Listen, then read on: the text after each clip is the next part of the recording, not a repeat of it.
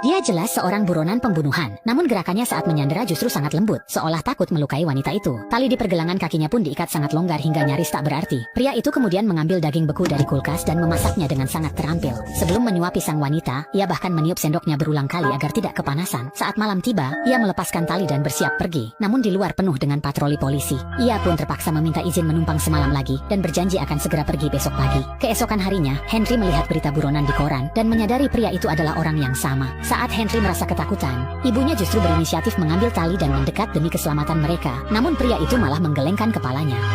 Beritahu ayah kau siap tak bohong, katanya.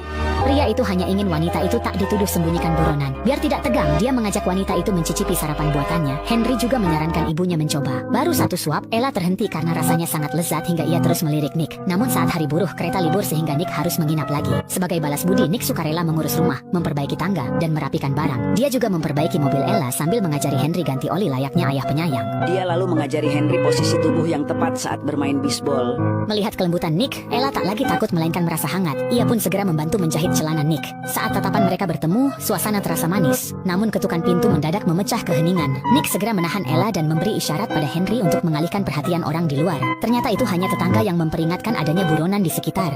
Mereka diminta waspada, dan tetangga itu membawakan sekeranjang persik. Henry justru cerdik mengusir tetangga itu tanpa bantuan. Nick sadar Henry menerimanya, sementara Ella melihat kekaguman putranya, dan tahu Henry mendambakan sosok ayah. Nick lalu mengajak mereka membuat pie persik bersama. Suasana hangat tercipta bak keluarga bahagia. Sentuhan tak sengaja membuat jantung Ella berdebar kencang hingga gemetar. Henry menyadari ibunya mulai menyukai Nick. Aroma pie persik yang menggoda memenuhi ruangan, dan di bawah pengaruh manisnya hidangan itu, hubungan mereka berkembang pesat. Malam itu Nick meraih pinggang Ella. Sempat ragu, Ella mendekat ke pelukannya, menutup mata, menikmati momen manis itu. Sentuhan lembut ini membuat Nick enggan pergi karena pertama kalinya ia merasa hangat. Namun ia sadar tinggal di sini hanya membahayakan mereka. Saat